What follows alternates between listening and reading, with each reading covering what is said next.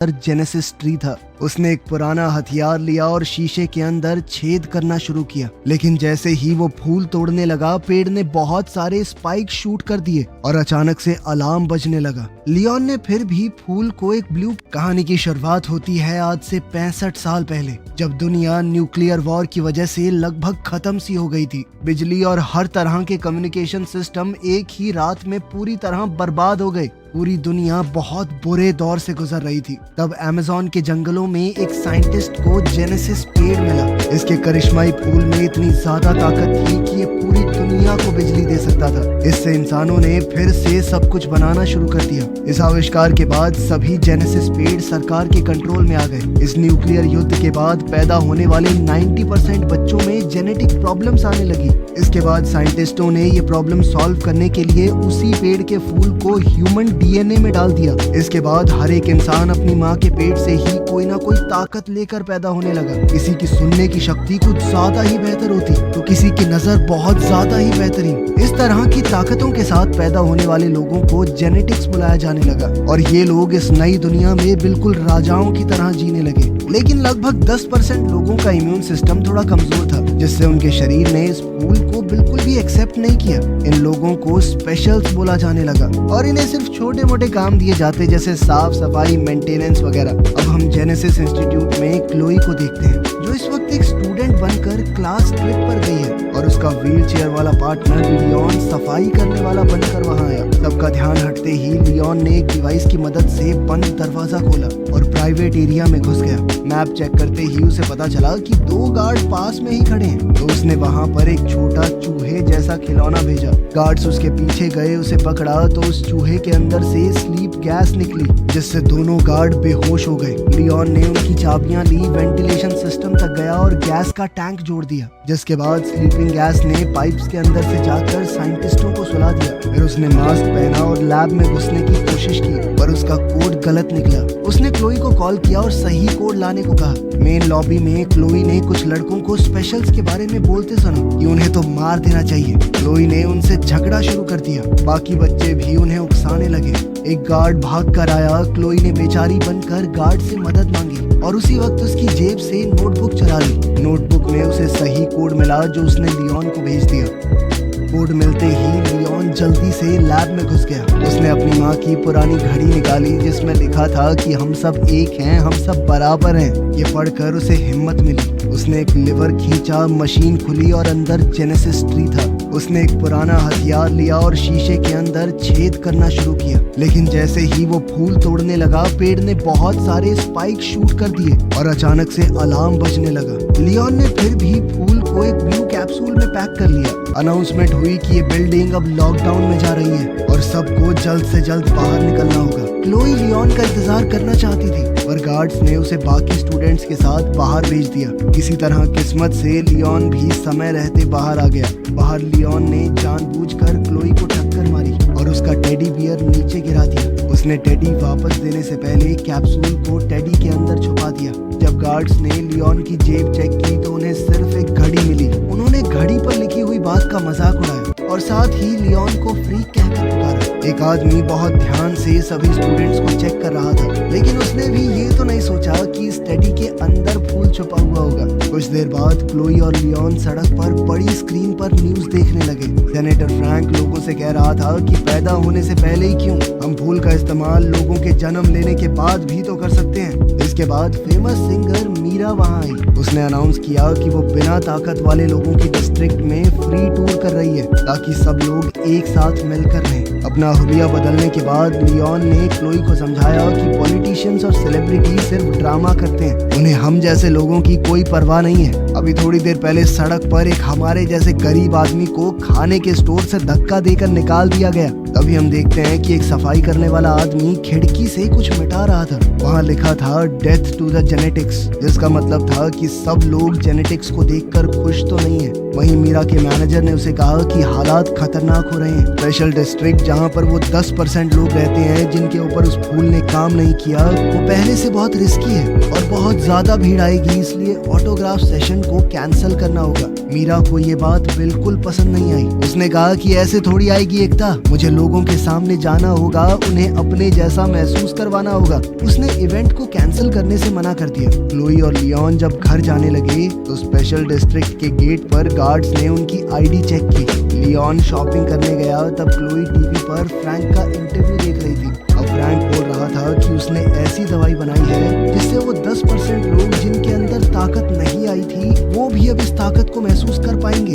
उन्हें भी अब बाकी सब जैसा बनाया जा सकता है। क्लोई ये देखकर बहुत खुश हुई, लेकिन लियोन ने कहा कि ये सब झूठ है। फिर वो दोनों अपने घर गए एक छोटी सी वर्कशॉप में। क्लोई वहाँ पौधे उगाती है और लियोन कुछ डिवाइसेस बनाता है। लियोन फूलों से वो हिस्से निकालता है जिनके अंदर ताकत है और उनकी मदद से अपाहिज लोगों के लिए खास तरह के प्रोस्थेटिक्स बनाता है ताकि वो लोग भी एक आम जिंदगी जी सके। क्लाइंट्स के पैसों से उनका रोज का गुजारा हो जाता है। क्लाइंट्स का काम खत्म होने के बाद एक आदमी ने जेनेटिक डिस्ट्रिक्ट से कॉल किया और कहा कि मुझे कुछ ठीक करवाना है। क्लोई ने मना कर दिया, ये कहकर कि हम लोग कहीं जाके ठीक नहीं करते, दुकान पे ही आना पड़ेगा आपको। पर जब लियोन ने सुना कि वो आदमी 3 गुना पेमेंट देगा तो उसने कहा कि कोई नहीं, आ जाएंगे। क्लोई डर गई क्योंकि ये थोड़ा इलीगल काम था। लियोन ने उसे समझाया कि मुझे सारा रास्ता पता है, कहाँ पे गार्ड्स हैं कहाँ पे नहीं, तो किसी को भी पता लगे बिना अंदर जा सकता है। अब वो दोनों एक महंगे से रेस्टोरेंट में पहुंचे जहां कुक ने उन्हें पीछे के दरवाजे से अंदर लिया। वो कुक भी उन्हीं की तरह था। उसके पास एक मैकेनिकल सूट था जो उसे चलने में मदद करता है। अपाहिज होने के बाद भी अचानक एंटी जेनेटिक्स नाम की गैंग मेन दरवाजा तोड़कर अंदर घुस गई और उन्होंने बिजली भी काट दी। लियोन ने सूट ठीक करने का काम पूरा किया। कुक ने कहा कि मैं देख कर आता हूँ बिजली कैसे चली गई, साथ ही आपके पैसे भी ले आऊंगा। गैंग ने अब रेस्टोरेंट को तोड़ना शुरू कर दिया और खास शक्तियों वाले इंसानों को मारना भी। कुछ ही मिनटों में बहुत से टेबल्स टूटे पड़े थे और बहुत सारी लाशें जमीन पर थी। फिर गैंग का लीडर दीवार पर कुछ लिखने लगा। इतने में कुक वापस किचन में आया। उसके शरीर पर खून लगा हुआ था। उसने अपनी आखिरी सांसें भरते हुए क्लोई और लियोन को बताया कि बाहर क्या हो रहा है और फिर दम तोड़ दिया। अब क्लोई और लियोन ने भागने की कोशिश की लेकिन पीछे के दरवाजे पर ताला लगा हुआ था। अब उन्हें यहाँ से भागने के लिए कुछ तो दिमाग लगाना पड़ेगा। लियोन ने क्लोई से कहा कि कुक का मैकेनिकल सूट पहनने में मेरी मदद करो। कुछ मिनट बाद 2 गैंग वाले किचन में आए। उन्हें सिर्फ मरा हुआ कुक ही दिखाई दिया क्योंकि क्लोई और लियोन छुपकर बैठे थे। वो लोग दीवार पर कुछ लिखते हुए बात कर रहे थे कि कल एक छोटा शो होगा और अगले दिन बहुत बड़ा काम। एक गुंडे ने अपने कुछ आइडिया देने की कोशिश की लेकिन बॉस ने उसे चाकू दिखाकर धमकाया कि प्लान में कोई बदलाव नहीं होगा, ठीक है। एक आदमी ने कागज गिरा दिया और क्लोई ने उसे उठाया। पुलिस की आवाज आई तो गुंडे निकल गए। अचानक लियोन के सूट ने कंट्रोल छोड़ दिया। सूट ने खुद ब खुद उसे खड़ा कर दिया और काउंटर पर फेंक दिया। दोनों आदमी उसके पीछे आए तो लियोन ने बर्तनों और गर्म पानी का इस्तेमाल करके उनसे लड़ाई की। लड़ाई के दौरान बॉस का मास्क हिल गया और उन्हें उसका चेहरा दिख गया। गुंडों ने लियोन को काउंटर पर दबा दिया और क्लोई उसे बचाने कूद पड़ी। फिर लियोन ने गुंडों के ऊपर आटा फेंका और जल्दी से वहां से निकलने की सोची। अब वो क्लोई के साथ एग्जिट की तरफ भागने लगा। सूट की ताकत से लियोन ने दरवाजा तोड़ दिया और वो दोनों वहां से बाहर निकल गए। बाहर लियोन को सूट में चल पाना बड़ा मुश्किल सा हो गया तो क्लोई उसे संभाल कर एक गली में ले गई। पुलिस की गाड़ियां पास से निकल गई पर उन दोनों को नहीं देख पाई। क्लोई ने हिसाब लगाया कि सूट की टांग थोड़ी टूट सी गई है, इसीलिए वो लियोन को घर तक सहारा देते हुए ले गई। अगले दिन रिपोर्टर्स ने पूरा केस दिखाया और फिर सिक्योरिटी कैमरास के एक फोटो में लियोन और क्लोई भी थे। मीडिया बातें फैलाने लगा कि शायद ये भी गैंग के लोग हैं। सारी इंफॉर्मेशन निकाली गई ताकि पुलिस को भेजी जा सके। स्पेशल फोर्सेस के कैप्टन हजिज ने कहा कि ये बिना खास शक्तियों वाले लोगों का जो एरिया है ना, ये क्राइम का अड्डा बन चुका है। हम जल्द ही स्पेशल डिस्ट्रिक्ट के ऊपर रेड करेंगे।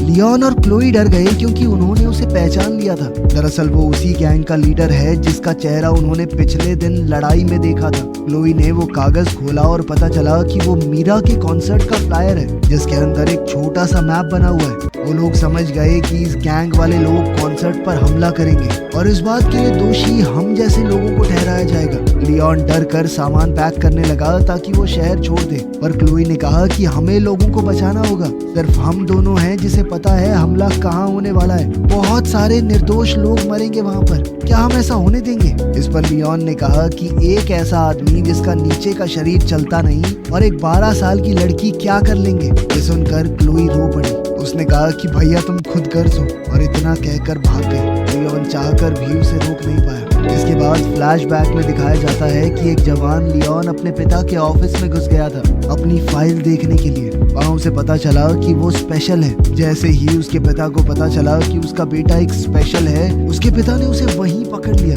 ये सब याद करके और अपनी माँ की घड़ी को देखकर लियोन ने फैसला किया कि उसे कुछ तो करना होगा।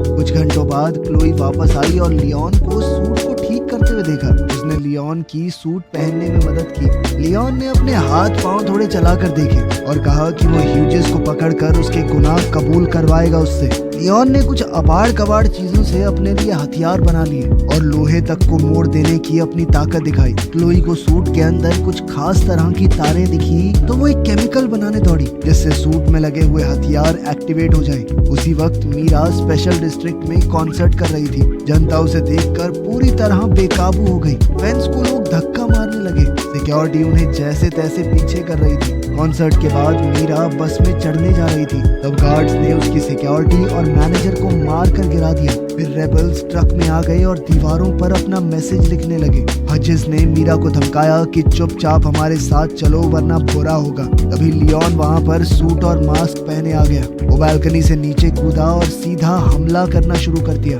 लेकिन क्लोई के केमिकल्स की वजह से सूट में पौधे उग गए। ये देखकर गुंडे हंसने लगे, लेकिन लियोन ने उन पौधों का ही इस्तेमाल कर लिया। एक आदमी गैस से गिर गया, दूसरा बेलों में उलझ गया। क्लोई ने एक चोरी की हुई गाड़ी से मीरा को आवाज लगाई, जबकि लियोन हजिस और उसके लोगों से लड़ने लगा। शुरुआत में तो लियोन बढ़िया मुक्के पेल रहा था, लेकिन फिर पूरी गैंग ने उसे घेर कर नीचे गिरा लिया। तब क्लोई ने गाड़ी से एक आदमी को टक्कर मारी। लियोन मौका देखकर गाड़ी में बैठ गया, लेकिन मीरा चीखने लगी। समझाने का वक्त नहीं था तो क्लोई जल्दी से गाड़ी भगाकर सबको वहां से ले गई। उन दोनों ने जल्दी से घर पहुंचकर दरवाजे बंद कर दिए। बाहर गैंग वाले उन्हें सड़कों पर ढूंढ रहे थे। वहीं टीवी पर रिपोर्टर्स बोल रहे थे कि मीरा को किडनैप करने की कोशिश की गई, लेकिन एक अनजान हीरो ने उसे बचा लिया। दूसरी ओर मीरा ने देखा कि लियोन घायल हो गया था। अब उसने जल्दी से लियोन के जख्मों पर मरहम पट्टी की और बताया कि मैं पहले एक डॉक्टर बनना चाहती थी। क्लोई ने लियोन की एकदम फ्लावर हीरो जैसी ड्राइंग बना दी, जो लियोन को तो बिल्कुल पसंद नहीं आई, लेकिन मीरा ने कहा कि नहीं है तो बढ़िया। अब लियोन ने मीरा को हजिस का सच बताया। इस पर मीरा कहने लगी कि देखो, अब मैं जल्द से जल्द घर जाना चाहती हूँ। कल मेरा एक इवेंट है फ्रैंक के साथ फैमिली सेंटर में। लियोन को लग रहा था कि एंटी जेनेटिक्स गैंग का अगला टारगेट फ्रैंक होगा। आज उन्होंने मीरा पर हमला किया था तो वो कल फ्रैंक पर जरूर करेंगे। ये गैंग जन्म होने के बाद लोगों में होने वाले एनहांसमेंट या बदलाव के खिलाफ थी। ये मानते थे कि जो जैसा पैदा हुआ है वो हो गया। मीरा इस सब के बारे में पुलिस को आगाह करना चाहती थी, पर लियोन ने मना कर दिया क्योंकि हजिस भी तो एक पुलिस कमांडर ही है। अब उन लोगों ने मिलकर आगे का प्लान बनाया। अगले दिन मीरा और लियोन फैमिली प्लानिंग सेंटर गए, जैसे वो कोई नया शादीशुदा जोड़ा हो जो अब बच्चे करना चाहते हैं। मीरा फेमस थी तो उसने डॉक्टर से कहा कि सर, मैंने अपॉइंटमेंट नहीं ली और ना ही किसी को आज तक अपने पति के बारे में बताया, क्योंकि मैं मीडिया से अपने परिवार को बचाना चाहती हूँ। लियोन ने डॉक्टर को जैसे तैसे मना लिया कि वो उन्हें अपनी फैसिलिटी का एक टूर दे। इस सब के दौरान लियोन ने बड़ी चालाकी से एक चाबी चुरा ली। फिर उसने वहाँ काम करने वाले लोगों का ध्यान भटकाया, ये कहकर कि मीरा अब सबके लिए परफॉर्म करेगी। ये कहकर उन्होंने सभी लोगों को एक कमरे में इकट्ठा कर दिया। तभी एंटी जेनेटिक्स गैंग के लोग आ गए और लियोन लॉबी में उनसे भिड़ गया। गुंडे उस पर टूट पड़े तो लियोन ने गैस बॉम्ब्स छोड़े जिससे उनके मास्क तक पिघल गए। शुरुआत में लियोन बहुत बढ़िया लड़ रहा था, लेकिन वो लोग बहुत ज्यादा थे। उन्होंने उसे नीचे गिरा लिया और वो गुंडे मिलकर उसे मारने लगे। हजिस ने उसका मास्क उतारा और उसके चेहरे पर बार बार मुक्के मारने लगा। तभी अचानक फ्रैंक की सिक्योरिटी आ गई और गुंडे भाग गए। इस पर मीरा ने बताया कि उसने ही फ्रैंक को कॉल किया था, क्योंकि वो समझ गई थी कि गुंडे ज्यादा होंगे, लियोन अकेला नहीं संभाल पाएगा। लियोन ने पूछा कि गार्ड्स ने गुंडों को फॉलो क्यों नहीं किया, तो फ्रैंक ने कहा कि तुम हमारे लिए उनसे ज्यादा जरूरी थे। पता चला कि फ्रैंक असल में लियोन का पिता है। क्लोई ये सुनकर पूरी तरह चौंक गई। वो सोच में पड़ गई कि लियोन ने आज तक उससे झूठ कहा कि उनके पिता मर चुके हैं। वो नाराज होकर वहाँ से भाग गई। अब रिपोर्टर अंदर आ गए तो उन्हें देखते ही फ्रैंक का पॉलिटिशियन मोड ऑन हो गया। उसने कहा कि मेरा बेटा एक प्रूफ है कि जेनेटिक्स और ऐसे लोग जिनके ऊपर फूल ने काम नहीं किया, उन लोगों के बीच में गैप बहुत ज्यादा बढ़ गया है। इसीलिए कल वोट बड़े ध्यान से देना।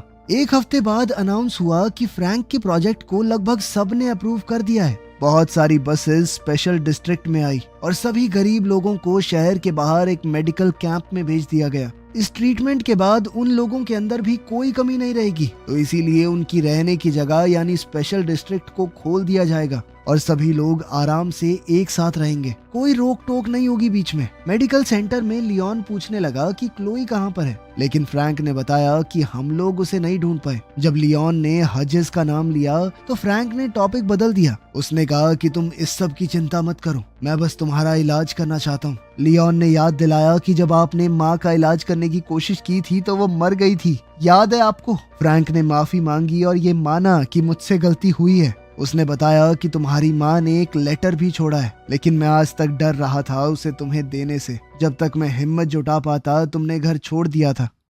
अब लियोन ने लेटर खोला। उसकी माँ ने लिखा था कि मुझे तुम लोगों को छोड़ना पड़ा, उसके लिए मैं माफी चाहती हूँ। वो चाहती थी कि लियोन एक अच्छा आदमी बने, लेकिन उसे डर था कि लियोन के अंदर का गुस्सा उसके दिल को खा जाएगा, उसके अंदर कड़वाहट आ जाएगी। उसने कहा कि बेटा, लोगों को माफ करना सीखो, क्योंकि कोई भी आखिर तक साथ नहीं होता। ये सब पढ़कर लियोन अपनी माँ को याद करके रोने लगा। मीरा वहाँ आई और लियोन को ताजी हवा के लिए बाहर ले गई। बाहर घूमते हुए लियोन को क्लोई दिख गई तो उसने उससे माफी मांगी। क्लोई भी अपने भाई से ज्यादा वक्त तक गुस्सा कैसे रह पाती। फिर लियोन ने बताया कि मुझे लगता है फ्रैंक ने ही सारे हमले करवाए हैं ताकि उसका प्रोजेक्ट अप्रूव हो जाए, लेकिन उसे पकड़ने से पहले उन्हें उसके खिलाफ सबूत ढूंढना होगा। क्लोई को एक आइडिया आया और उसने एक आदमी से जिसके पास आई प्रोस्थेटिक है उसका कैमरा मांग लिया। उधर डॉक्टर्स ने अगले पेशेंट का नाम अनाउंस किया। उधर लैब में क्लोई ने वेंट्स में घुसकर रिकॉर्डिंग स्टार्ट कर दी। हजिस और फ्रैंक आपस में बात कर रहे थे।